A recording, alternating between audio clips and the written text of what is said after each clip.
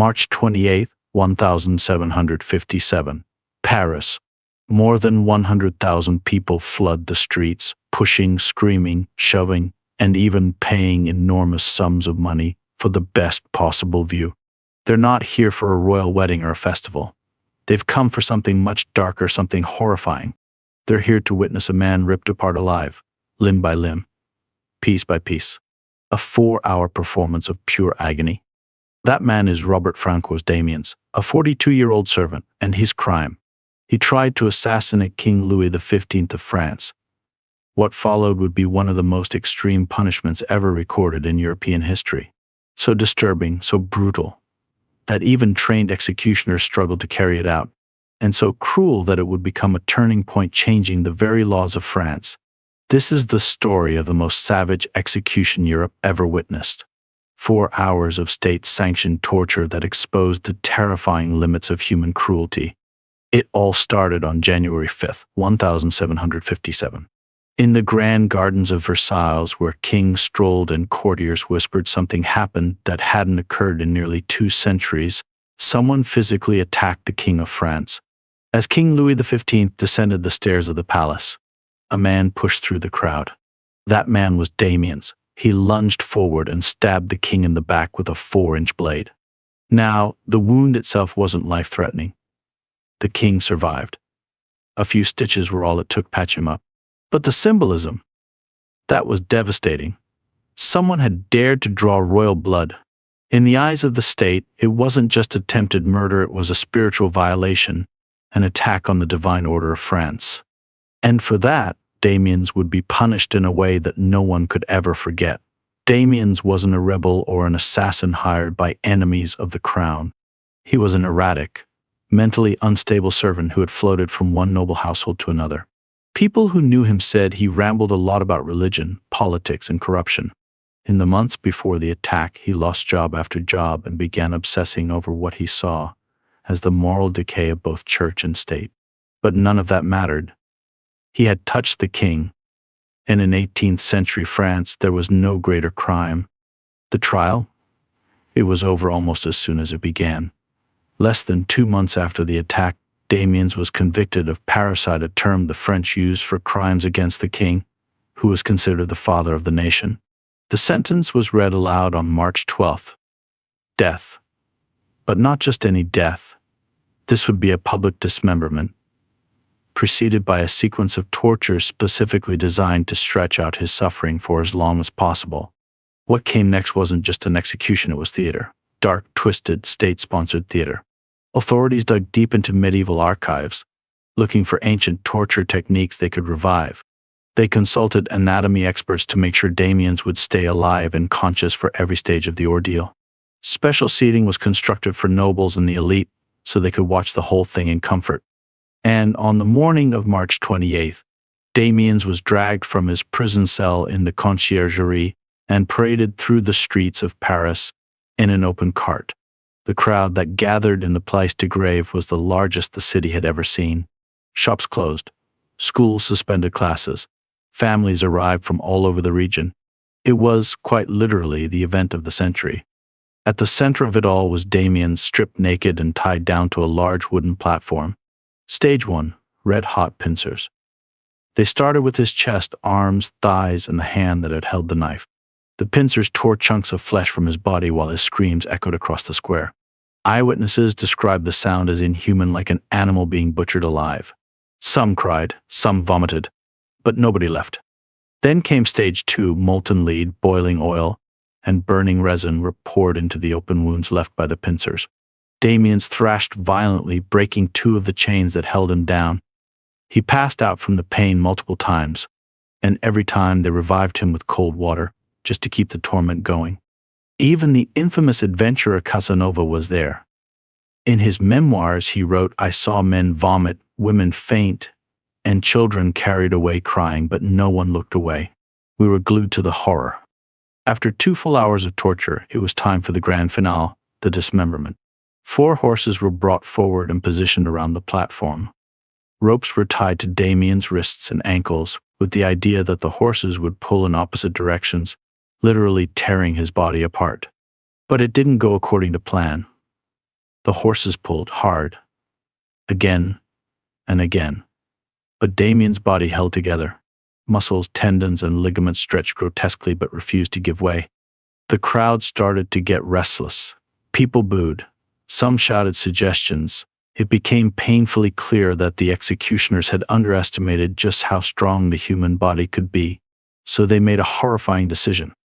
Executioners brought out knives and began slicing through Damien's joints, tendons, and muscles while he was still alive and fully aware. They weren't trying to kill him. Not yet. They just wanted to weaken the limbs enough so that the horses could finally do their job. Damiens, bleeding and broken, begged them to end it. He pleaded for mercy, but there would be none. As one executioner allegedly told him, "There is no mercy for regicides."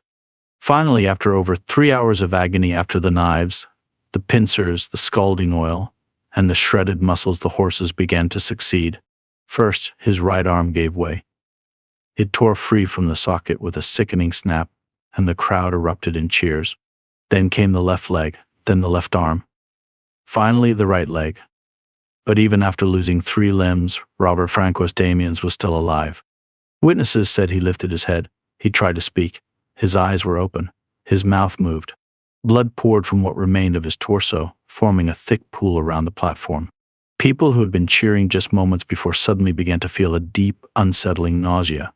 For the first time, some started asking, had this gone too far? At last, the chief executioner, Charles Henri Sanson, stepped forward. With one swift motion, he slit Damien's throat, ending the horror. But even then, it wasn't over. The royal decree had one more demand. The body had to be completely destroyed. No trace of the regicide could remain.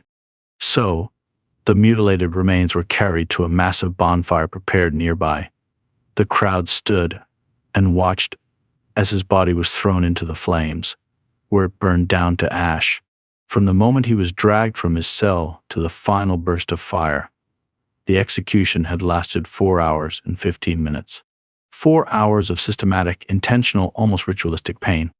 In the days and weeks that followed, the trauma of what had taken place settled into the city like a heavy fog. People couldn't sleep. Others said they could never again eat red meat. The sound of Damien's screams haunted witnesses. Some wrote about it, some had nightmares, but most stayed silent. One person who wasn't silent was Voltaire. Though he hadn't attended the execution, he read detailed accounts of it and penned a now famous condemnation. "We are refined barbarians. We use civilization to perfect our savagery." Voltaire wasn't alone. Shockwaves spread far beyond France. Across Europe, diplomats and ambassadors sent home panicked reports. The question wasn't just about cruelty, it was about what kind of state could even imagine such cruelty. Had France lost its grip on reason? On humanity? To Enlightenment thinkers, the Damiens execution wasn't just a tragedy, it was proof.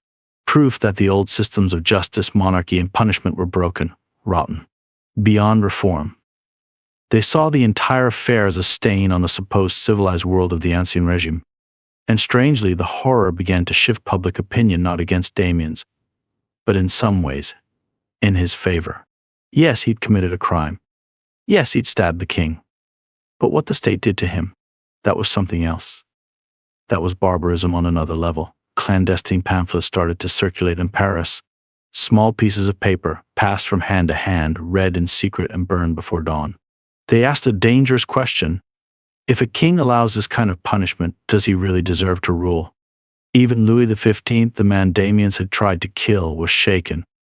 In private letters, he reportedly admitted that he regretted the method of execution, that the guilt of what had happened weighed heavily on him. Over the years, it festered, adding to the depression and isolation that would define his later reign. And for those who had carried out the torture, the damage was personal, psychological, permanent. Executioner Sanson was never the same. His assistants said he drank heavily, cried without warning.